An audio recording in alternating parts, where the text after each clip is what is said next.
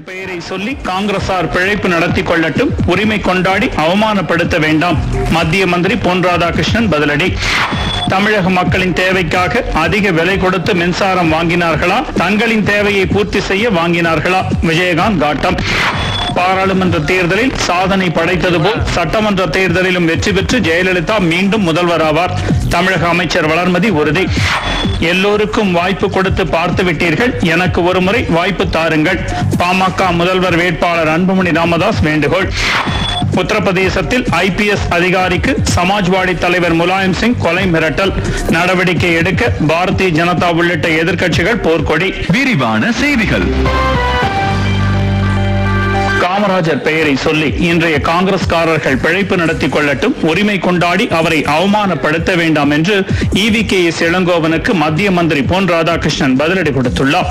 காமராஜர் பெயரை உச்சரிக்க பாரதிய ஜனதாவுக்கு தகுதி கிடையாது என்று தமிழக காங்கிரஸ் தலைவர் இளங்கோவன் நேற்று கூறியிருந்தார்.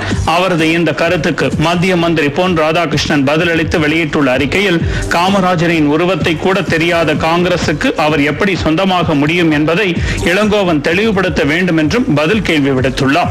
நாடு முழுவதும் நாட்டுக்காக உழைத்த தலைவர்களை பாரதிய ஜனதா கௌரவித்து வருகிறது.